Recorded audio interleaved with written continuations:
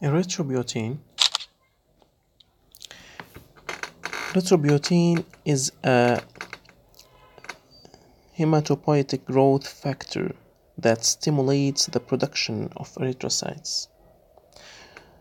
Sources of erythropoietin: interstitial fibroblasts in the kidney. So it's the main source. Predominant during adulthood. Perisinusoidal cells in the liver. Its predominance in the fetal period.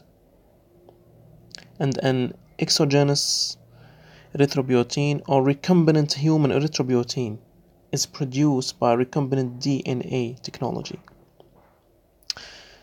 The main use of erythropoietin are to treat anemia associated with chronic kidney disease. It's the best option to relieve fatigue in patients with end-stage renal failure is treatment of anemia with erythropoietin. But we should note that erythropoietin should, if there is iron depletion, then IV iron transfusion will be the most appropriate next step in treatment of anemia in chronic kidney disease. And once iron stores and ferritin is in the normal range, if the patient is still anemic, then erythropoietin would be the next appropriate option. So it's the best option in end-stage renal failure. Improvement in hemoglobin level results in the increased well-being and better appetite. Anemia associated with cytotoxic therapy. Also, erythropoietin is a good option. Prevention of anemia in premature babies with low birth. Side effects of erythropoietin: accelerated hypertension. This is very important, and hypertension the blood pressure should be monitored in every 2 weeks if the patient receiving erythropoietin.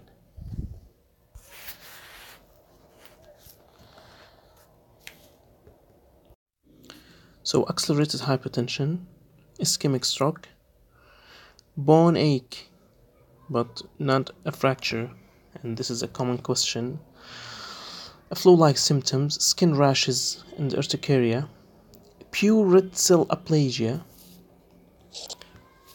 We have a raised PCV, which is the packed cell volume, which is mean that, for example, if we have a PCV of 30%, that means that there are 40 milli of cells in 100 milli of blood.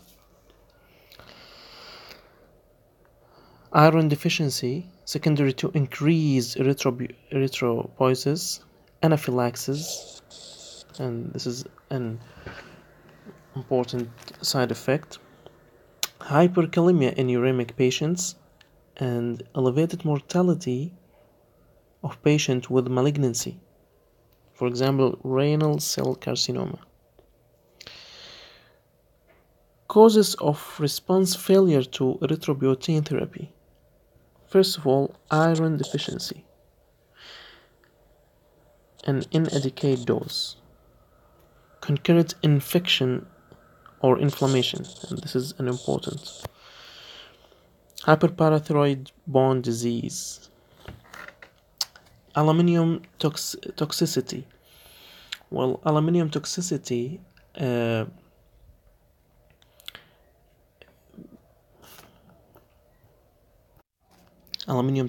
was common because aluminium hydroxide was previously the drug of choice to treat raised serum phosphate in patient with chronic kidney disease, but it has now fallen out of favor. Aluminum toxicity: if suspected, perform a despheroxamine test. Folate deficiency, which is B9. Myelofibrosis: development of antibodies against the treatment. And erythropoiesis stimulating agent induced pure red cell aplasia. We will talk about it. Testosterone deficiency in males and poor compliance. Here is the erythropoiesis induced pure red cell aplasia. It is due to antibodies against the erythropoietin indicated by low reticulocyte count together with anemia and the presence of neutralizing antibodies. Confirmed by presence of anti-erythropoietin antibodies together with lack of pro-erythropoid progenitor cells in the bone marrow. So we need a bone marrow sample to confirm the BRCA.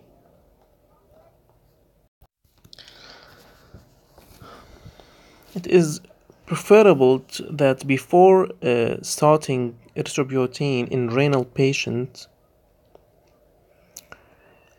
you should get their hematinics, iron, B12, and folate to ensure that they are replete of all. If any are found to be low, they should be replaced. Parameters commonly measured to assess iron status are serum ferritin and the transferrin saturation. Both are indirect measures of iron and frequently do not permit an assessment of the adequacy of iron supply to erythroid. Direct measures by flow cytometry, cell volume, and hemoglobin concentration can be measured in individual red blood cells, and reticulocyte using two parameters, particularly useful in identifying iron deficient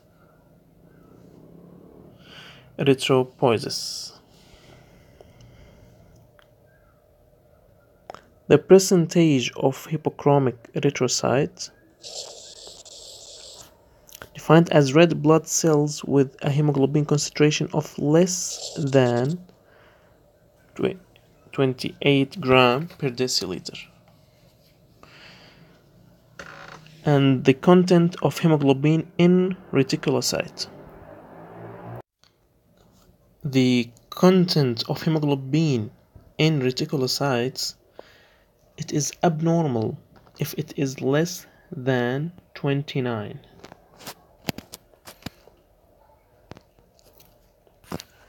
We should remember that the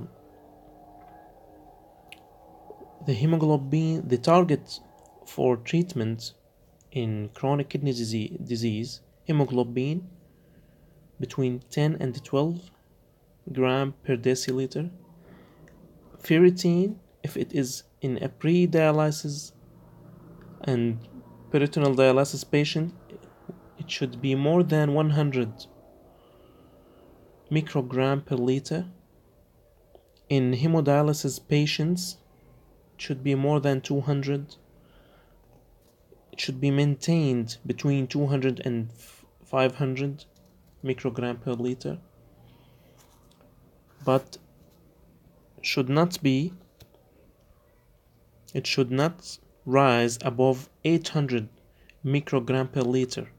We should then review the dose of iron when serum ferritin levels reach 500 microgram per liter, and the transferrin saturation should be more than 20%, and the percentage hypochromic red cells should be less than 6%.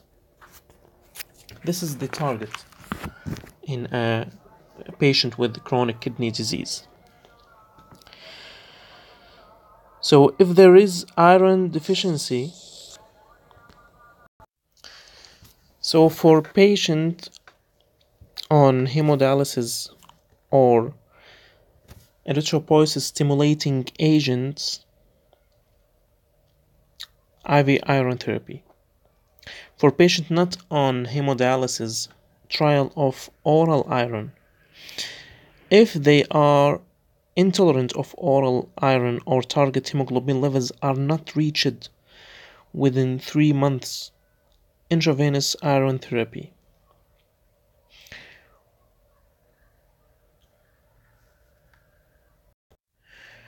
Offer maintenance iron to people with anemia of chronic kidney disease who are receiving erythropoiesis stimulating agents. Hemodialysis patients will need the equivalent of 50 to 60 milligram intravenous iron per week, which is about 1 milligram per kilogram per week. Now, if ferritin is below the recommended level of 200 for patients receiving erythropoietin treatment, then iron supplementation is recommended.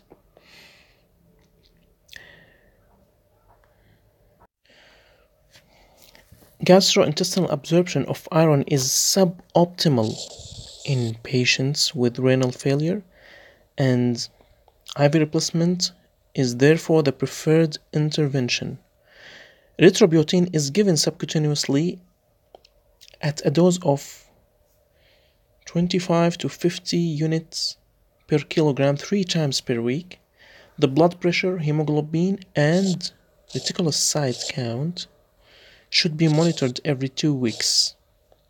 Erythropoiesis stimulating agents, dose and frequency, adjusted to keep the rate of hemoglobin increase between 10 and 20 gram per liter per month.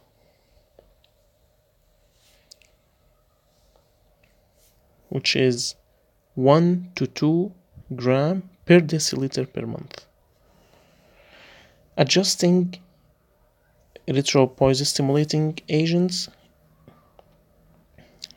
treatment if the patient, which is mostly if the patient take an ACE inhibitor or ARB, an increase in erythropoiesis stimulating agents therapy should be considered. And ferritin should be more than 200 gram per liter in patient treated with erythropoietin.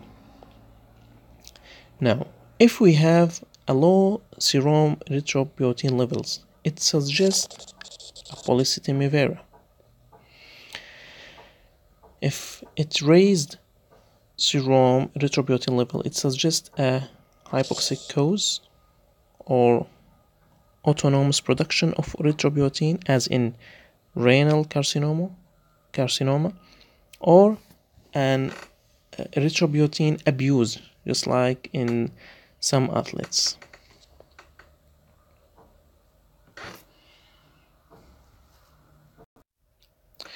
Well, a question in some exams: a history of chronic kidney disease patient started on erythropoietin. What is the main benefit of this treatment?